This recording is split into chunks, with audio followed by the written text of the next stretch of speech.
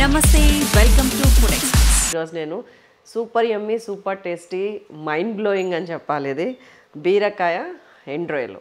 కొంచెం మీడియం, మరీ చిన్నవి కాకుండా మరీ పెద్దవి కాకుండా ఇట్లా కట్ చేసుకోండి. ఇవి లేత బీరకాయలు. గిన్నెని ఇట్లా ముందు ఎప్పుడు కూడా వేడెక్కనివ్వండి. 200 గ్రామ్స్ ఎండు రొయ్యలు, 150 to 200 గ్రామ్స్ తీసుకోవచ్చు.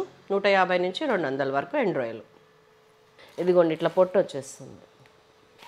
వీటికి ఉన్న కాళ్ళు అవి కూడా వచ్చేస్తున్నాయి. సిమ్ చేస్తున్నాను.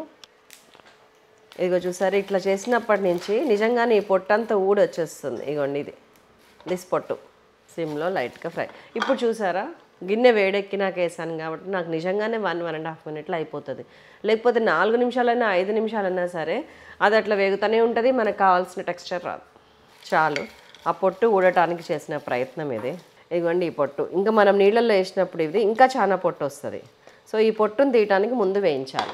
సో ఇది క్లీన్ చేసుకొని వస్తాను. జస్ట్ దులిపేసాను అంతే. కొంచెం ఒక 2 టేబుల్ స్పూన్స్ ఆయిల్ వేస్తున్నాను. సిమ్ చేశాను. ఇప్పుడు దాన్ని మంచిగా కడుక్కొని పిసుక్కొని వద్దాం. నూనె కాగింది.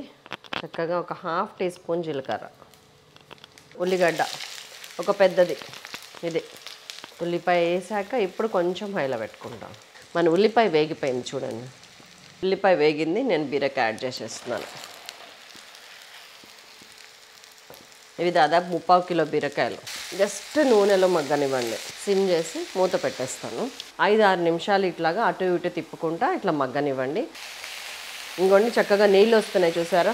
ఆయిల్లో ఇట్లా ఉత్త బీరకాయ ఉల్లిగడ్డ మగ్గనివ్వండి. ఇందులో ఏమేమి వేయాలో ఈ లోపు నేను చెప్తా.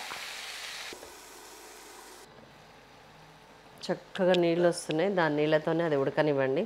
ఈ లోపు నేను ఇదిగోండి వెల్లుల్లిపాయలు ఇట్లాగా ఒక సగం పాయ పైన ఇట్లాగా పొట్టు తీసి ముక్కలు కట్ చేసుకొని వచ్చాను అంతే. ఒక 5-6 నిమిషాల తర్వాత చక్కగా ఇట్లాగా బీరకాయ నీళ్ళు వస్తుంటేనే మనం వేయించి కడిగి పెట్టుకున్న ఎండు రొయ్యలు వేసేస్తున్నాను. ఇప్పటి నుంచి కూరలో ఉడికితే కూరకు వచ్చే టేస్ట్ అలాగే ఉంటుంది.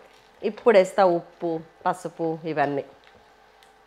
ఒక 2 నిమిషాలు ఆగి ఇప్పుడు కొంచెం మీడియం ఫ్లేమ్ పెడుతున్నా. ఇప్పుడు దాకా సిమ్లోనే ఉంది. దాదాపు 6-7 నిమిషాల నుంచి. ఇంకొక 6-7 నిమిషాల్లో మనం కట్టేయచ్చు కర్రీ.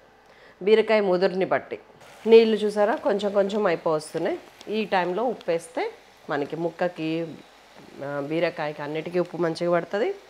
అండ్ మనం వేరే వేసుకోవాల్సినవి ఈ time, this is the best time నా. ఇంకొక 5 నిమిషాల్లో దింపుతాం మనగా. ఇదిగోండి ఒక 1/4 టీ స్పూన్ పసుపు, 1/2 టీ స్పూన్ ఉప్పు. ఇప్పుడు మళ్ళా నీళ్ళు ఊరుతాయి. పసుపు ఉప్పు మంచిగా పడుతుంది. ఈ టైంలో ఒక 2 పచ్చిమిరపకాయలు, ఇది పెద్దగా ఉంది కాబట్టి 2 పచ్చిమిరపకాయలు పొడుగ్గా కట్ చేసేస్తున్నా. మీరు చిన్న మిరపకాయలు అయితే 4 వేయండి. ఇట్లా కట్ చేయండి.